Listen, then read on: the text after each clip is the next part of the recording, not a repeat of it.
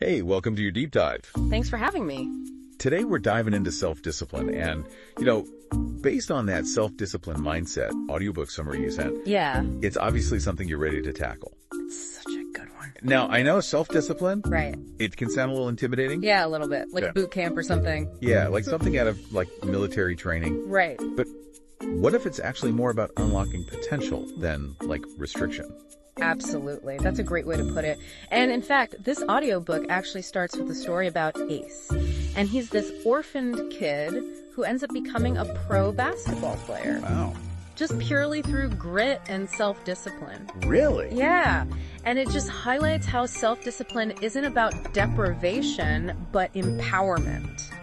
Okay, that's a powerful image to picture someone like Ace literally changing their life. But how do you even begin with self-discipline? It feels so big, Right. and kind of vague. Yeah. Well, the audiobook really emphasizes this. You have to have a clear why. It's like the foundation of any self-discipline journey. Without a strong purpose.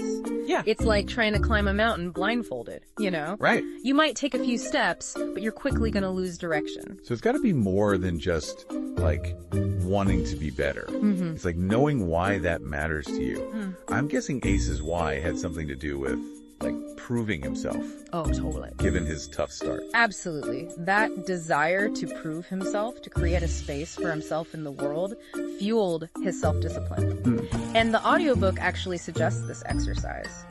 Visualize yourself as the person you want to become. Okay. It's about connecting with that future self and letting that vision guide your actions. I've heard about visualization before, but I've always been kind of skeptical. Oh, yeah. Is there actually any science behind it? Does just thinking about success actually do anything? Yeah, there is. There's studies that have shown that when we vividly imagine ourselves performing an action, Our brains actually fire neurons in a similar way to when we actually perform that action. oh, wow. It's like mental rehearsals, Yeah. strengthening those neural pathways. So it's not just like a self-help woo-woo trick. No. It's actually tapping into, how our brains work. Yeah. Okay, let's be honest, though. Even with the clear why Right. and, some fancy visualizations, there's still that voice in my head whispering excuses. Oh, absolutely. Oh. Procrastination. Yeah. Procrastination's a major hurdle. Yeah. And one of the most common excuses is just waiting for the right time. Oh, yeah, totally. But here's the thing. Self-discipline isn't about perfect timing. Right. It's about action. This reminds me of something I read in The Power of Habit by Charles Duhigg. Oh, yeah. And he talks about how our brains form habits, through this loop of cue, routine, and reward. Yeah. And if we understand that loop, we can kind of start to interrupt those old patterns and build new ones. Exactly. And breaking those old habits, a lot of times it means confronting those pesky excuses head on. The audiobook suggests this really helpful exercise. Make 2 lists. Okay. One list detailing all the positive effects of self-discipline, and the other listing the negative consequences of lacking discipline.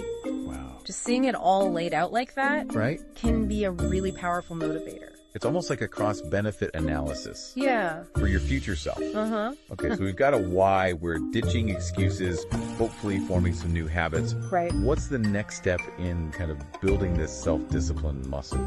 Well, instead of vaguely saying, I want to be a morning person, a smart goal would be, I will wake up at 6:30 a.m. every weekday for the next month. Okay. It's specific, it's measurable, achievable, realistic, and it has a time frame. Ah, okay. So it's about breaking down those big aspirational goals into those actionable steps. Yes. But even with the best plan, there are days when willpower just feels Oh, yeah, non-existent. for sure. I know I should stick to my schedule, but my brain just wants to hit snooze. Oh, yeah. That's where a mantra can be incredibly helpful. It's basically like a short, positive affirmation that you repeat to yourself just to reprogram your thinking. So instead of I'm too tired, it's like, I'm committed to my goals. It's like giving yourself a pep talk before you face a challenge. Totally. But what if those challenges are things that we genuinely enjoy, Right. but we know aren't great for us in excess? I'm talking about temptation. Temptations. The Right. ultimate test Oh, for sure. of self-discipline. You're right. Temptations are inevitable. But the audiobook actually offers some really insightful strategies for overcoming them. And it boils down to 4 key approaches. Okay. Distance, visualization, thinking long term, and distraction. Okay, let's unpack those. Yeah. Starting with distance. Does that literally mean putting physical space Yes. between yourself and the temptation? Exactly. So if you're trying to, let's say, eat healthier, Right. don't keep junk food in the house. Trying to limit screen time, put your phone in another room. It's about making the right choices easier just by reducing exposure. That makes sense. But what about those temptations Yeah. that aren't so easy to avoid? Like procrastination or like negative thoughts. Those are always lurking. That's where visualization comes in. The audiobook suggests mentally rehearsing resisting temptation. Okay. So picture yourself facing that urge, but then choosing the disciplined option. It's like training your brain to respond differently. So it's like a mental workout Yeah. for willpower. Totally. But I gotta be honest, sometimes that allure of instant gratification Yes. is just too strong. Oh, I know. It's hard to think long term when that chocolate cake is calling my name. Right. That's a common struggle. But that's where the third strategy comes in. Comparing the fleeting pleasure of giving in to the long-term benefits of self-discipline. It's about shifting your focus from immediate gratification to delayed gratification. So instead of thinking about how good that cake will taste right now, Yeah, I should be thinking about how good I'll feel exactly. in the long run. Yeah. If I stick to my, healthy eating plan, okay, I can see how that shift in perspective could be helpful. But what about those moments when willpower is just depleted Yeah. and you need a more immediate solution? That's where distraction can be your best friend. Okay. The audiobook suggests shifting your focus to another engaging activity to kind of break that temptation cycle. So, craving that sugary snack, go for a walk, call a friend, or lose yourself in a good book. It's almost like redirecting that energy Yeah. towards something more productive Yeah. instead of fighting a losing battle against willpower. Right. Okay, I'm starting to see how all these different strategies can work together Yeah. to kind of build this more disciplined approach to life. And that's really the key takeaway here. Okay. Self-discipline isn't about being perfect. It's about having this toolkit of strategies Right? to navigate those inevitable challenges. This has been super insightful. Yeah. We've covered a lot of ground, We have. from finding our why to tackling temptations. I'm already feeling a little bit more equipped to approach this whole self-discipline thing. That's great. And remember, this is just the beginning. Okay. There's a whole fascinating psychological layer to self-discipline Oh, interesting. that we're going to explore in part 2, Okay. which is going to give you even more tools and insights for your journey. All right. I'm ready for it. Welcome back. Yeah. So in part 1, we dug into the practical side of self-discipline. Right. Finding your why and building habits and tackling those temptations. Yes. Now I'm ready to get into the psychology behind it all. That's a perfect segue because self-discipline isn't just about strategies. Right. It's about understanding how our minds work. Yeah. And one of the most fascinating things that I came across was willpower depletion. Willpower depletion. Yeah, it's this idea that willpower is like a muscle Okay. that gets tired after being used too much. Okay, that makes sense. I've definitely felt that before, Yeah. decision fatigue. After making a bunch of choices, I just want to give in to whatever's easiest. Exactly. Is that what willpower depletion is all about? It's exactly that. We Right. have this limited reserve of willpower. Okay. And every time we resist temptation or force ourselves to do something difficult, Yeah. we tap into that reserve. And just like a muscle, it can get fatigued. Okay. Which leads to, poorer self-control. So it's not just a matter of being weak-willed. Right. It's an actual, psychological phenomenon It is. that actually makes me feel better Yeah, about those moments when I cave. I know. But if willpower is limited, how do we make the most of it? Well, that's where strategy comes in. The audiobook actually suggests instead of trying to overhaul every aspect of your life at once, Right. focus on 1 or 2 key habits. Okay. This prevents you from spreading your willpower too thin and setting yourself up for failure. So instead of trying to become a morning person and meditate daily and cut out sugar all at the same time, Right. it's smarter to pick one Yes. and just really focus on that. Yeah, it's like prioritizing your willpower spending. Right. Okay. And then once that first habit becomes more automatic, you can reinvest that willpower into building another one.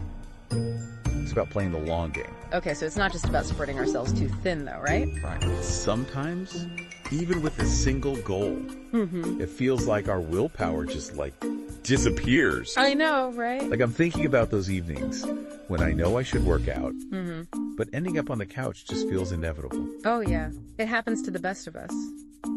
What's going on there?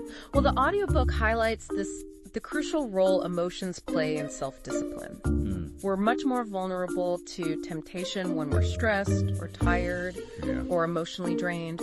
Think of it like this. Okay. When our emotional tank is empty, so is our willpower reserve. So those aren't just excuses. Right. Those feelings of I deserve a break, those are actually signs that my willpower is low. Yes. That's kind of eye-opening. It is. And that's where self-care comes in. Right. Not as indulgence, but as an essential part of self-discipline. You know, getting enough sleep, managing stress, Right. prioritizing activities that bring you joy. Those things actually fuel your willpower. It's like creating a sustainable lifestyle Exactly. that supports your goals. Uh-huh. That makes sense. You can't run a car on an empty tank, right? Right. But what about those inevitable slip-ups? Yeah. Even with the best intentions, you know? We're human, we make mistakes. Absolutely. And that's where self-compassion comes in. The audiobook emphasizes that being kind to ourselves, especially when we stumble, Yeah. is far more effective than beating ourselves up. Okay, but isn't there a danger, though, of being too easy on ourselves? Right. Like, how do we balance self-compassion Yeah. with, like, pushing ourselves for results? Yeah. I struggle with that. It's a great question. And it's not about letting ourselves off the hook, Right. but it's about recognizing that we're all works in progress. Yeah. So instead of berating yourself for a misstep, approach it with curiosity. Okay. Ask yourself, what can I learn from this? What could I do differently next time? So it's like having a supportive coach Yes. instead of a drill sergeant in your head. Exactly. And it's about creating that inner environment that encourages growth rather than punishment. Because research shows that self-criticism actually undermines motivation. Wow, this is making me rethink my whole inner dialogue. So, we've talked about willpower, self-care, and self-compassion. Yeah. It seems like mastering self-discipline is less about willpower Right. and more about, like, understanding our minds. Exactly. And by understanding these psychological nuances, Yeah. we can become far more effective at building self-discipline. It's about working with our brains, not against them. Wow, I'm feeling like a whole new level of motivation to tackle this. But I know there's still more to uncover, right? Absolutely. Yeah. In part 3, we'll shift our focus back to the practical application of all these principles. So we're going to delve into specific techniques for building habits, managing time effectively, and staying motivated in the long term.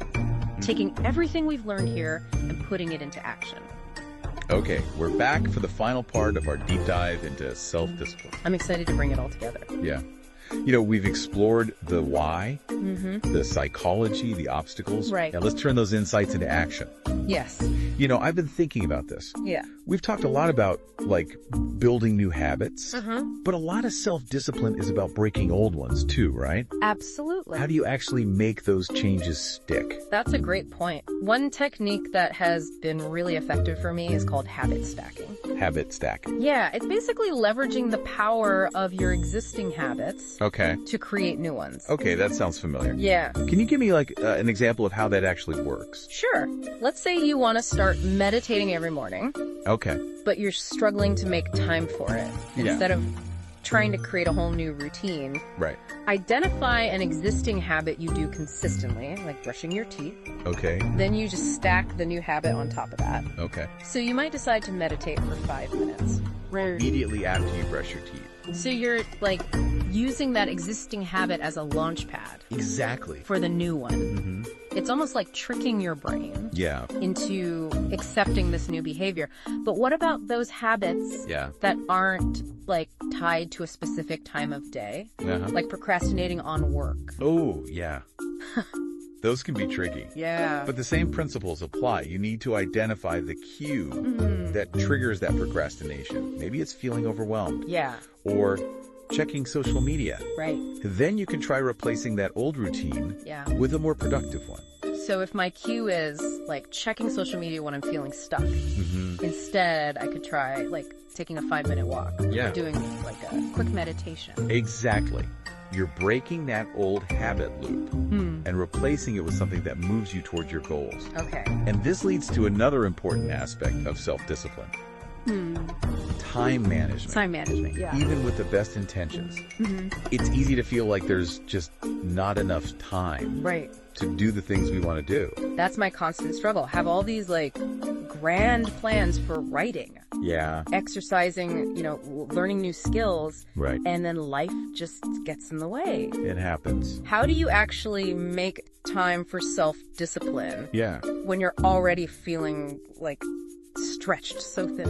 One technique that I found super helpful is time blocking. Time blocking. It's basically about being intentional with your time by scheduling blocks in your calendar for specific tasks, just like you would schedule a meeting. Wait, so you're like literally putting work out? Yes. Or like practice guitar in my calendar? Absolutely. Doesn't that feel like overly structured? It might at first, but the key is to be realistic and start small. Okay. You don't need to block out like hours at a time, even Right. 15 or 20 minutes here and there can make a huge difference. Now that I think about it. That's how I finally got into the habit of reading regularly. Oh, great. I started by scheduling, like just 15 minutes before bed each night, Perfect. and it really added up. That's fantastic. And it illustrates another point, too. Yeah. We often underestimate what we can accomplish Right. with even small pockets of time. Yeah. The problem is we Yeah. often let those pockets get filled up with distractions. Oh, so true. It's like Yeah. those little moments of downtime are actually valuable resources. Yes. So we need to like reclaim. But even with like time blocking Yeah. and habit stacking, there are days when my motivation just like, tanks. Oh, I know. How do you keep that fire going? That's where celebrating those small wins becomes so important. Okay. Acknowledge your progress no matter how small it seems. You completed a short workout, great. Resisted that tempting snack, give yourself a mental high five. I love that. Yeah. It's like giving yourself those little bursts of positive reinforcement to stay on track. But what about those like bigger goals? Yeah. The ones that take like months or even years to achieve. How do you maintain motivation when the finish line feels so far away? That's where connecting back to your why becomes crucial. Oh. Remember those two lists we talked about in part 1? Yeah. The benefits of discipline, Right. the consequences of lacking it. Yeah. Revisit those lists whenever you need a motivation boost. And remember, even small steps, consistently applied, can lead to remarkable results. It's about progress, not perfection. That's so reassuring. Yeah. It's like a reminder that every little bit counts. And that even if I have setbacks, Yeah. I'm still moving in the right direction. Absolutely. This whole deep dive has been such an eye-opener. Oh, good. From understanding like the psychology of willpower Yeah. to getting those practical tips, like building habits. I hope the key takeaway for you is that self-discipline isn't about being some kind of superhuman. Yeah. It's about having a set of tools and strategies to navigate those inevitable ups and downs of life. It's about making conscious choices day after day Yes. that align with your values and your goals. Beautifully put. And remember, this journey doesn't end here. Keep exploring, keep experimenting, and keep celebrating those wins along the way. This has been awesome. Thanks for joining us for this deep dive on self-discipline. Until next time, keep diving deep.